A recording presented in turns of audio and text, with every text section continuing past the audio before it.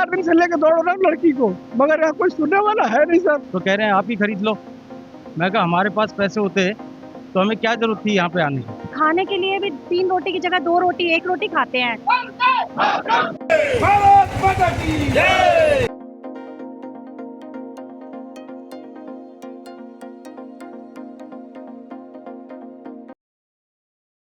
नमस्कार, आप देख रहे हैं जेएनएन न्यूज में राजेश्वर चौहान और इस वक्त हम डीएम ऑफिस ग्रेटर नोएडा हैं। मेरा रूपम जी के यहाँ सहारा का मामला है। सहारा समय के कर्मचारी हैं जो 385 दिन से धरने पर बैठे हुए हैं। आज ज्ञापन सौंपने आए हुए हैं मैडम को।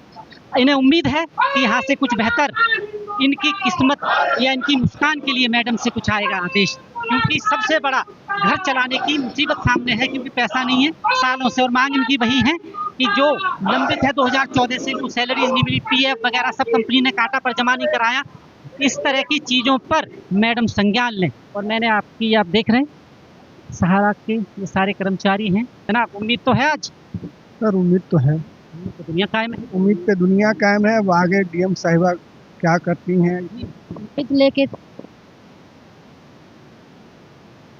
करना चाहिए, देखने चाहिए। महिलाओं की ज़्यादा सुन लेनी चाहिए। ये भी महिला हमारी राष्ट्रपति, दुनिया भर की ऐसी चीज़ें हो रही है और महिलाएं हमारी अगर परेशान है, क्योंकि घर चलाने की सबसे बड़ी जिम्मेदारी सिर्फ महिलाओं पर होती है। मैं ये नहीं कह रहा कि वो घर चलाती, मतलब उनके पास डबल ड्यूटी होती है, ऑफिस भी संभालती है, घर भी संभालती है, बच्चों को भी संभालती है, सबसे बड़ी ड्यूटी। और जब कुछ आए ही ना बाहर से तो घर कैसे चलेगा? जब कुछ आता ही नहीं बाहर से तो घर कैसे चलेगा? 60 रुपए किलो चीनी, चाय भी बंद कर दी हमने, है ही नहीं, पैसे नहीं है, कहाँ से चलेगा? 1.5 साल हो गए हम बैठे बैठे, एक पैसा नहीं मिल रहा, क्या करेंगे?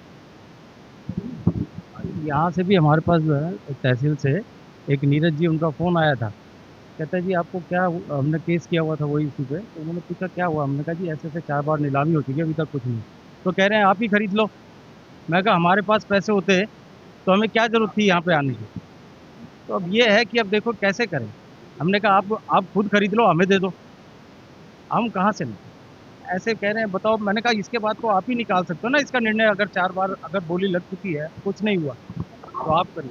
सबसे बड़ी विडम्बना ये भी होती है शायद कि अगर कर्जा मांगने जाओ तो ऐसे हालत में कर्जदार कर्जा नहीं देता, क्योंकि उसे भी पता है वापस कैसे करेगा ये। वो भी हैसियत देखकर कर्जा देता है। सही बात, बिल्कुल सही बात है। कोई देने को नहीं मिल रहा है, अब राशन वो उधारी में देगा ही नहीं। उनको पता है कि भाई ये तो धरने पे हम लोग 1-1 1.5 किलो दूध लाते थे अच्छे टाइम में, अब आधा किलो लाना पड़ता है, उसी से पूरा दिन निकालना पड़ता है कि कैसे करें क्या। मतलब हर चीज में कटौती करनी पड़ रही है। मतलब जहाँ खाने के लिए भी 3 रोटी की जगह 2 रोटी 1 रोटी खाते हैं कि भैया कैसे, मुश्किल हो रहा है, बहुत मुश्किल हो रहा है। मकान मालिक हो या जो राशन है खाना है उसमें तो कटौती कर लोगे, पर किराए मकान मालिक तो ये नहीं सुनेगा। बिजली जो बिल आता है, पानी का जो बिल आता है, उसमें तो कटौती हो ही नहीं सकती। और एक लिमिट होती है, आप क्रेडिट कार्ड से अमाउंट निकाल सकते हैं। क्रेडिट कार्ड का तो मतलब ये है कि दोगे कहाँ से? कहाँ तो से दोगे? जैसे ही नहीं दिया 15-20 दिन बाद तो बंद हो जाएगा। 13 महीने हो गए हैं, उस कर पर भी इंटरेस्ट पर इंटरेस्ट, इंटरेस्ट पर इंटरेस्ट। मतलब कुछ तो राहत दीजिए, हम तो बस यही रिक्वेस्ट। क्रेडिट कार्ड वाली जो थ्रेड कॉलिंग होती है वो तो और सहना है डेली, क्योंकि कॉल सब जानते किस तरह की आती है। बिल्कुल, बहुत बिल्कुल। और क्या, कहीं ऐसा ना सोच रहे हैं कि फोन साल भर से इसको सैलरी नहीं मिल रही है भी कट जाती है। और फोन करो तो कहीं ये पैसे न मांग लें।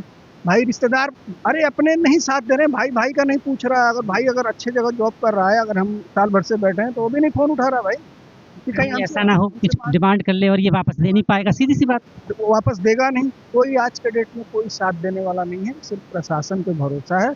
आगे डीएम साहिबा क्या कर तो बहुत कुछ हो जाएगा।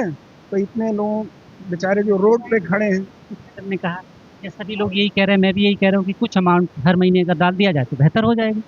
जिंदा रहने की थोड़ी सी कोशिश, उम्मीद बढ़ जाएगी। बिल्कुल बिल्कुल, उम्मीद बढ़ जाएगी। और डीएम साहिबा प्लीज़ हमारी फरियाद सुन लो और हम सबके बात जो है ऊपर तक पहुँचाइए। नई नीलामी की प्रक्रिया के आगे जो भी प्रोसेस है वो करवाइए, और हम लोगों को जो आरसी कटी हुई है उसका पैसा जल्द से जल्द दिलवाइए। हम बहुत ज़्यादा तकलीफ में हैं। इसका पैसा ही अगर ये जमा करा देंगे तो हम और वो ये जमा करवा सकते हैं, क्योंकि ये सरकार यही तो जमा करवाए कि भाई जो आरसी है उसका पैसा तुरंत जमा करे, उसमें से आपको रिलीफ मिल सकता है ना। हाँ वही, हम बस वही चाहते हैं कि आरसी का पैसा जल्दी से जल्दी, जितनी हमारी आरसी कटी हुई है उतना ही पैसा हमें डलवा दीजिए हमारे अकाउंट पे। सभी एम्प्लॉयज एक चीज़ जानना चाहता हूँ आपसे, मान लीजिए हमारा कोई चालान कट जाता है और एक डेट होती है तो उसे समझिए, भरना ही उसके पड़ता बाद है। नहीं अगर भरा तो बहुत सारी कार्रवाई। ऐसे ही मैं अगर बात करूँ तो जो आरसी कटी हुई है इसका भी तो कुछ होता होगा समाधान कि भैया ये जमा करिए, जमा करते ही नहीं है, जिनके हाथ में पावर है कोई कार्रवाई नहीं। सब तो होती हुई एक आम इंसान घर नहीं पहुंचता, उससे पहले सम्मन पहुंच जाता है उसका अरेस्टिंग का। भाई वही है, आम लोगों के लिए तो कानून है ही है कि जब चालान कट गया नहीं भरा तो उस पर फिर चालान लग जाएगा, कार्रवाई होती है। पर इनके आरसी पर ये लोग हमें पैसा नहीं दिलवा पा रहे, इस पर क्या कार्रवाई होगी ये तो डीएम साहिबा ही बताएंगी ना। कानूनी तौर पर क्या इसका प्रोसेस है ये तो डीएम बताएगा कि भाई 4 नीलामी के बाद क्या होता है, हमें क्या मालूम, ये तो डीएम साहिबा बताएंगे कि क्या। प्रावधान और है कि अगर जो आपका पीएफ काटा है, कंपनी ने तो काटा है, पर अगर हमें पीएफ जमा अकाउंट नहीं में किया। जमा नहीं किया उस पर भी कानूनी कार्रवाई होती बिल्कुल होनी है। पर चाहिए। यहाँ वो भी सालों से खामोश है। बिल्कुल पीएफ आम आदमी का अगर वो रिटर्न टाइम से ना करे तो नोटिस आ जाता है कि आपने रिटर्न नहीं भरा। जी कर्मचारी जो ईएसआई करता है, जो आदमी मामूली जाके हॉस्पिटल में इलाज कराए अपने बच्चों का, ईएसआई तक पैसे जमा नहीं कर रही है कंपनी। अब बताइए हम किस हॉस्पिटल में जाएंगे? पैसे तो है नहीं कि हम प्राइवेट हॉस्पिटल में जाएं। जो आदमी मामूली सा मजदूर का ईएसआई करता है, 200-400 जो भी करता है, सोचता है कि भाई अपनी फैमिली का हम इलाज करा पाए, आज 5 साल से ये ईएसआई तक नहीं जमा कर रहे हैं। बीमार हो जाओ तो उसका भी कोई समझ। बीमार हो जाए फैमिली, अब जैसे हमारी वाइफ है, माइग्रेन की प्रॉब्लम है, कब डिस्टर्ब हो जाती है, कहाँ गिर जाती है, हमेशा डर लगा रहता है। तो बताइए हमारे पास तो पैसे नहीं है कि हम जाएंगे प्राइवेट हॉस्पिटल में इलाज कराएं। और एक कंपनी वाले अब मुंह से तो उल्टा सीधा निकल रहा है, मैं अब क्या बताऊं आपको, पैसे काट रहे हैं और ये सारी हॉस्पिटल में जमा नहीं कर रहे हैं। वर्कर जाएं तो जाएं कहाँ सर, आप ही बताइए ना। आज की स्थिति में या कभी कभी तो ये होता है कि सारे बच्चों को लेके आत्महत्या कर ले आदमी, ये स्थिति आ गई है सर। अब जो भी है सर इन्हीं के आसरा पे है, हम लोग कैसे बच्चों को लेकर जी रहे हैं। छोटे छोटे बच्चे पढ़ा रहे हैं, लिखा रहे हैं, किराए देने के लिए पैसे नहीं, मकान मालिक रोज आके बोलता है। और बताइए 1 साल से हम लोग बिना पैसे के कैसे जिएंगे? कानूनी व्यवस्था तो कुछ तो होना चाहिए ना सर। सिर्फ गरीबों के लिए कानून नहीं, सिर्फ अमीरों के लिए है। अभी 4 बार इनका वो हो चुका, नीलामी का प्रक्रिया हो चुकी, चारों बार इनका नीलामी प्रक्रिया फेल हो गई। क्या तो कहीं कोर्ट में केस चल रहा है, तुम्हारा वहाँ चल रहा है, तुम्हारा वहाँ चल रहा है। तो भैया अब इसके आगे तो हम सिर्फ प्रशासन और कानून की ही तो सहारा लेंगे, कानून से बढ़ के कोई है नहीं। आदमी कहते हैं कि भाई कानून के देर है, थोड़ा वो होता है, मगर अब ये तो डीएम साहिबा के ऊपर है। रखिए आपने जब इतनी रखी है ना, एक बात करूँ, दुनिया में सबसे बड़ा अगर झूठ बोला गया लिखा गया तो सिर्फ यही है कि हम आपका दर्द समझते हैं। इससे बड़ा झूठ आज तक कोई बोला ही नहीं गया। कोई किसी का दर्द नहीं समझता, दर्द वही समझता है जिसको चोट लगती है। और आदमी सिंपैथी के लिए सिर्फ 2 लाइन का सहारा लेता है। सरकार भी कभी कभी, मंत्री भी यही सहारा लेते हैं कि नहीं नहीं हम आपका दर्द समझते हैं। पर अगर वाकई ये दर्द समझते तो आज इनकी हालत ऐसी नहीं होती, इनकी आंखों में ये आंसू नहीं होता। और ये कोई फिल्मी ड्रामा नहीं है, आप सोचिए, इनके घर जाके हालात देखिएगा। आप कभी मौका मिले ना, बहुत सारे लोगों की क्या हालत है। और एज आप देख लीजिए, क्या नौकरी इनको मिलेगी? कोई दे सकता है तो आप पैसा मत दीजिए, नौकरी दिलवा दीजिए कहीं बेहतर इनको, आप नौकरी दे दीजिए, पैसा आप रख लीजिएगा। अब कल दवा लेके आया और लड़की घर में 4 दिन से स्कूल नहीं गई है। मेरी लड़की घर में पड़ी हुई है, अगर जिसको ना विश्वास हो घर पे जाके देख ले, मैं किसी को बताता नहीं हूँ कि क्या स्थिति है। 4 दिन से लेके दौड़ रहा हूँ लड़की को, मगर यहाँ कोई सुनने वाला है नहीं सर।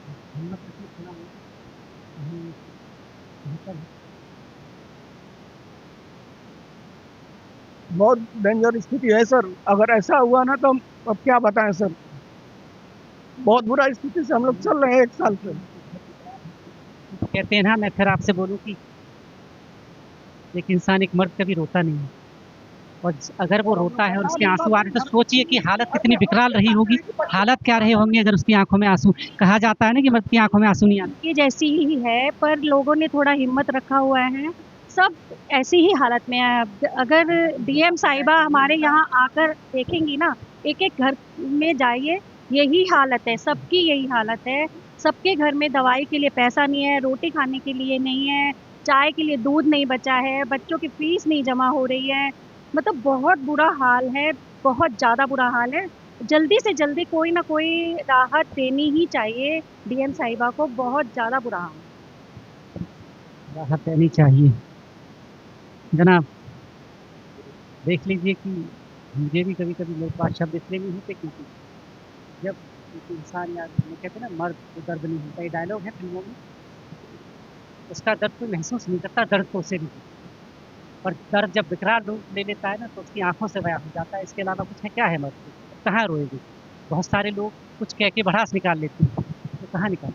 देखिए सर, मेरा ये कहना है, जो कानून बनता है इसीलिए बनता है, बड़े बड़े लोग जो कानून बनाते हैं वो इसीलिए बनते हैं, जब आदमी कहीं नहीं सारा चलता है तो कानून के पास जाता है, कानून नियम कानून के और नियम कानून ऐसा हो जाता है, जो सोचिए हमको नहीं मिल रहा था पैसा, तो हम क्या किए, हम किसी से ना झगड़ा किए, न दंगा किए, ना फसाद किए, अपना शांतिपूर्ण बैठे और कोर्ट कचहरी का रास्ता न अपनाए। लेकिन जो बड़े बड़े कंपनियां और बड़े बड़े सेठ जो होते हैं, साहूकार जो होते हैं, उनको कोई दिक्कत नहीं है, उन पे कोई कानून नहीं होता है, हम कानून के सहारे चल रहे हैं। अरे भाई, हम डीएम साहिबा से यही कहने आए, जो हम कानून के सहारे चल रहे हैं। आपने मुझे कहा शांतिपूर्ण बैठो, मैं शांतिपूर्ण बैठा हूँ, नहीं तो यही नोएडा में देखिए कितनी भगदड़ हुई थी, यही डीएम साहिबा बता दें जो क्या हालात हुई थी उनकी, लखनऊ दौड़ते दौड़ते परेशान हो गए होंगे। मुख्यमंत्री, माननीय मुख्यमंत्री योगी आदित्यनाथ जी ने कहा था जो अप्रैल से हर आदमी को हर महीना तनख्वाह मिलेगा।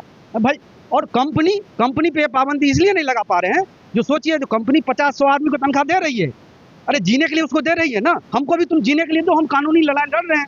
अगर तुम जीतोगे तो तुम हमसे ले लेना, हम जीतेंगे तो हम ले लेंगे तुमसे। जैसे कहा ना आपने, जो बढ़े लेकिन हुआ वेतन है वो आज भी कुछ लोगों को नहीं मिल रहा है, पर हाँ कुछ मिल रहा है, कुछ तो मिल रहा है ना, उनको जीने के लिए मिल रहा है। यानी तुम ये चाहते हो, कंपनी ये सोचती है जो कानून के लाइन में गया वो मर जाए, और कानून इतना पेचीदा होता है, जो कानून के चक्कर में तारीख पे वो सिनेमा में एक आया था ना, जो समझ ही नहीं सकता, तारीख पे तारीख चलते रहेगा। अरे भाई, आप जीने के लिए तो रहिए, रहने दीजिए, तब ना हम तारीख लड़ेंगे। यही कोर्ट कचहरी में आदमी मर जाता है, तारीख करते करते वो आदमी 100 साल के बाद फैसला आता है।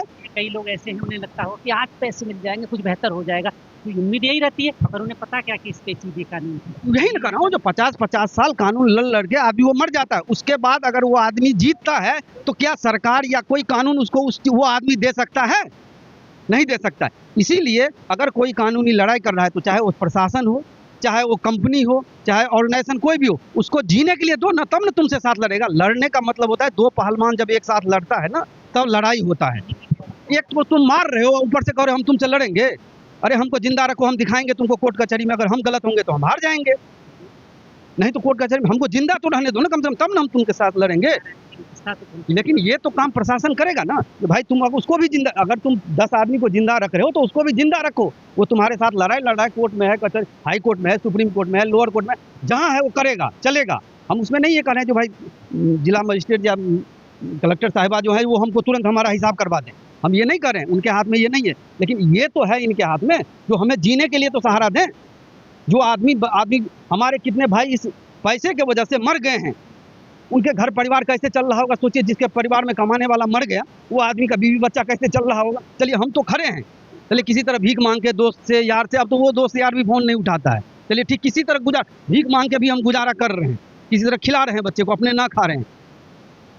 आप देख लीजिए जितने लोग हैं उनका यही दर्द है। यहाँ तक आपकी नजर में बहुत सारी बार मेरे पास सवाल भी नहीं होते, क्योंकि क्या पूछूं बार बार, हर बार मैं आके इनसे वही पूछ जाता हूँ, ढाक के 3 पाँच जिसे कहा जाता है, और वही चीज़ें हैं। इस देश में नारी को नारायणी कहा गया है, और नारायणी हमारी देख लीजिए रोड पर है।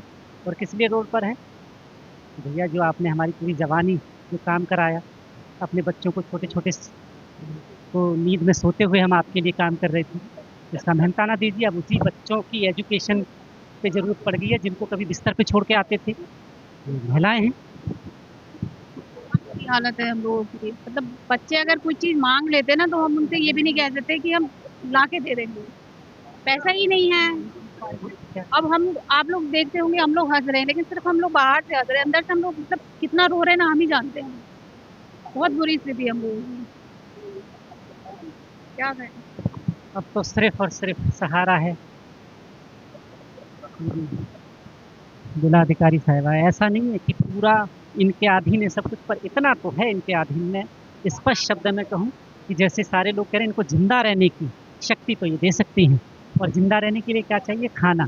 उस 2 झूठ की रोटी की व्यवस्था सिर्फ ये कर सकती है, यहाँ से एक ऑर्डर देकर मैनेजमेंट को कि भैया इनके हर महीने में इतने पैसे तो आपको डालना पड़ेगा, जब तक इनका केस सुप्रीम कोर्ट या जहाँ भी सेटल नहीं होता है, ताकि ये जिंदा रहना हो। और इस संविधान ये अधिकार देता है हर किसी को, ये मौलिक अधिकार है कि वो अपने पूरे सम्मान के साथ इस देश में जिंदा रहे। अब देखना ये होगा जब डीएम साहब आती हैं, तो वो भी हम आपको बात मैं आप तक पहुंचाऊंगा कि क्या वहाँ से आदेश आया, क्या बात हुई, उनकी क्या जो पॉइंट है उनमें से बात बनी। सबसे बड़ा पॉइंट फिर वही ये आ रहा है कि इनको हर महीने की वो व्यवस्था कर दी जाए ताकि इनके बच्चे थोड़ा खाना खा सके। आप देख रहे हैं JNN न्यूज़। बहुत बहुत धन्यवाद। ये आंसू नकली नहीं थे, इसको याद रखिएगा आप हमेशा। धन्यवाद।